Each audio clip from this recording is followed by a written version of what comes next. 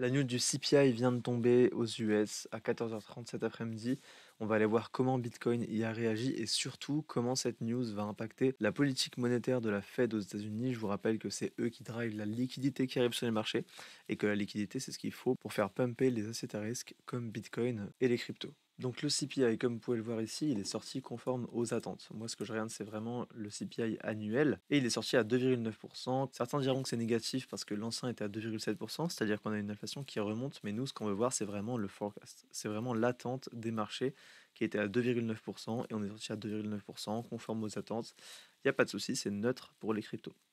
Maintenant, on va voir sur Bitcoin que ça enlève du risque. C'est-à-dire qu'on avait le risque d'avoir un mauvais CPI, ce risque est enlevé. Donc les cryptos réagissent plutôt de manière neutre, mais moi je trouve que c'est plutôt positif pour notre marché. Je pense que le bottom est posé, parce qu'on va aller voir juste après sur les attentes de la Fed, mais vraiment c'est impressionnant comment ça switch très rapidement.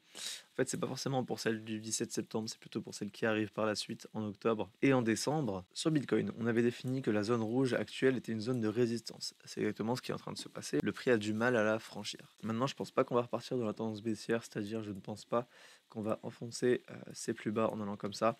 Pour moi, le bottom, il est ici, il est trouvé et on va tout simplement chercher des retracements dans cette zone de bottom. Alors déjà, on va mettre à jour notre zone OTE ici comme ceci. Parce qu'il faut savoir que tant que le top n'est pas trouvé du mouvement haussier, on n'a pas une zone OTE définitive. Donc il faut l'affiner tous les jours.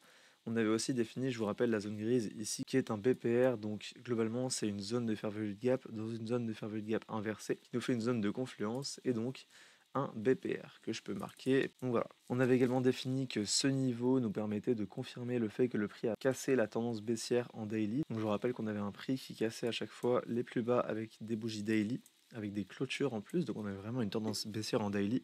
Et on vient de faire une première chose qui n'a pas été faite depuis un moment ici.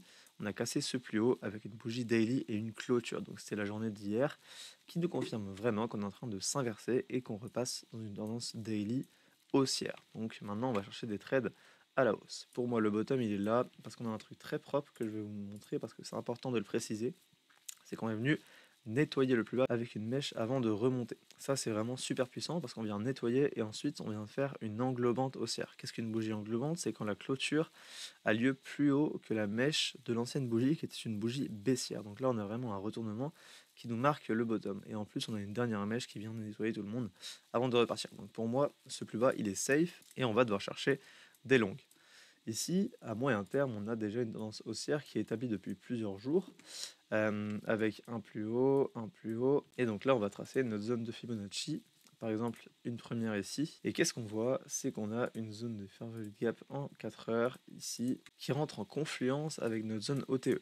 Ça, c'est très important à noter, parce qu'on va forcément y revenir. Je vais vous mettre des profils de volume horizontaux pour que ces zones-là vous sautent aux yeux. Ici, on voit clairement que notre zone correspond parfaitement au trou dans le profil de volume horizontal et donc le prix a de fortes chances d'y revenir et cette zone opérera comme support quand ce sera le cas.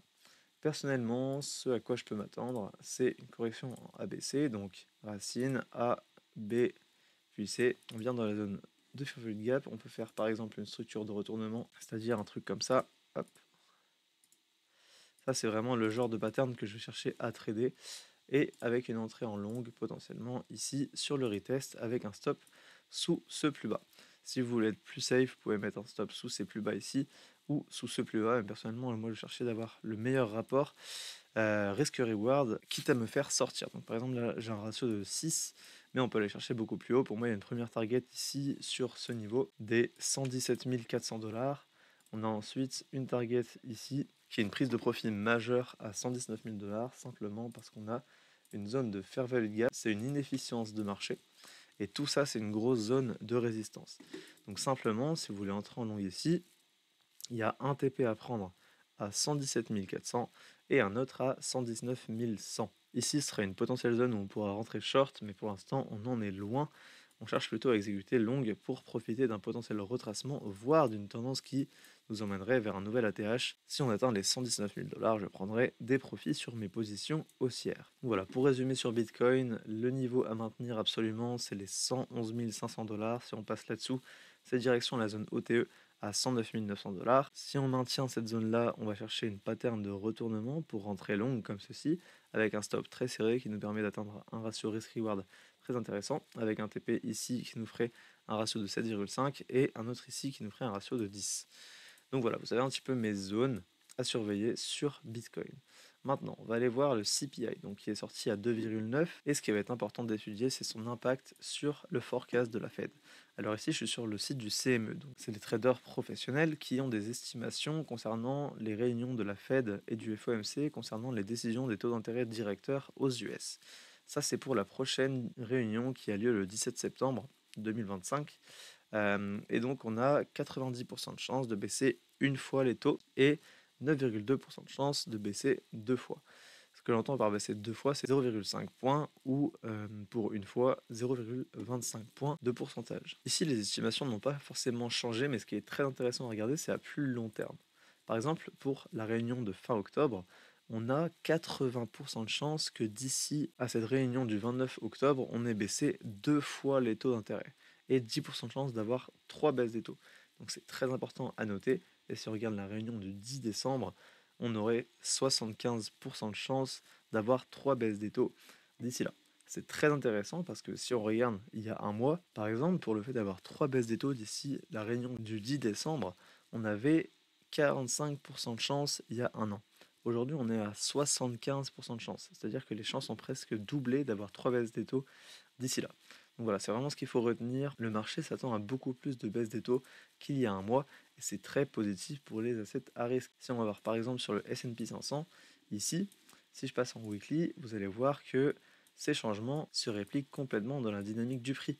On peut voir que les 2 dernières semaines ont été haussières et surtout cette semaine qui est très impressionnante en termes de hausse. On est vraiment sur des ATH parce que les marchés s'attendent à des liquidités qui vont affluer dans les marchés à risque grâce au fait que la Fed va baisser ses taux dans les prochaines semaines, prochains mois. Et donc on voit un impact clair sur le dollar. Ici je suis en daily, on peut clairement voir que le dollar est baissier parce que le fait de baisser les taux d'intérêt vont dévaluer le dollar. Et ici le DXY, c'est l'indice de force du dollar américain. Et bien évidemment, il est à la baisse. Et Bitcoin étant coté face au dollar, si le dollar baisse, Bitcoin va forcément monter. Même si Bitcoin n'est pas forcément plus fort, c'est le fait que le dollar est plus faible, donc Bitcoin est plus fort par rapport à un dollar qui est de plus en plus faible.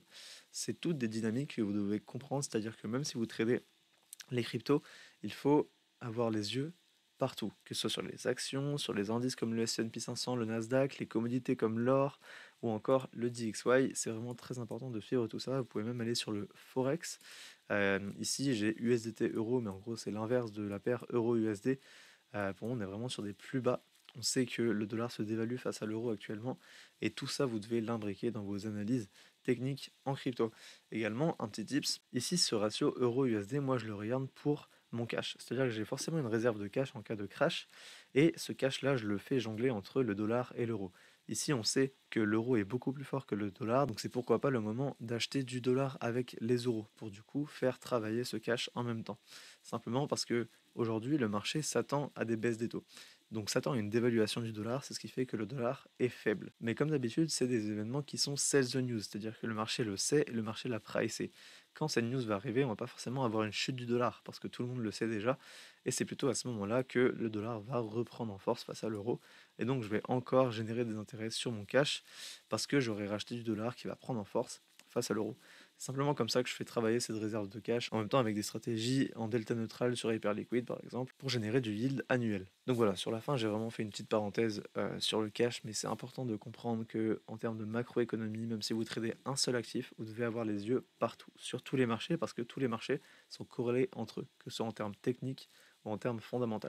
Donc c'est important d'avoir de la connaissance sur ces deux modules et de les imbriquer entre eux pour augmenter le plus possible vos probabilités de réussite sur les marchés. Si cette vidéo vous a plu, je vous laisse vous abonner, liker, mettre un commentaire, ça m'aidera beaucoup pour le référencement de la chaîne. Il n'y aura pas de vidéo demain car je ne serai pas chez moi, donc on se retrouve lundi pour une prochaine analyse crypto.